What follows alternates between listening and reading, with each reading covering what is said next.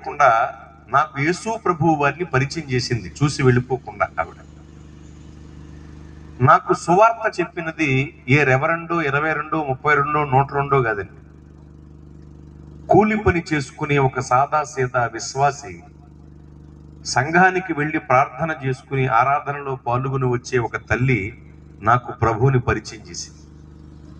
ముందు తిరస్కరించాను, అంత అనారోగ్యతతో ఉండి కూడా తిరస్కరించాను ముందు. అయితే ఆమె ఏమాత్రం విసుక్కోకుండా బాధపడకుండా వెళ్ళిపోయి తిరిగి మరలా వచ్చింది ఒక వారానికి. అప్పటికి ఇంకా నా ఆరోగ్య పరిస్థితి క్షీణించి ఉంది. బాబు చెప్పానుగా నీ కొరకు సంఘంలో ప్రార్థన చేయిస్తానని. ఎందుకంటే ప్రభువుని పరిచయం చేసినప్పుడు అయ్యే చెప్పింది ఆవిడ, ప్రభువు నిన్ను స్వస్థపరచగలడు బాబు, నీ కొరకు సంఘంలో ప్రార్థన చేయిస్తాను బాబు అని చెప్పింది ఆవిడ. నేను తిరస్కరించాను, వెళ్ళిపోయి మళ్ళా వచ్చింది ఆవిడ.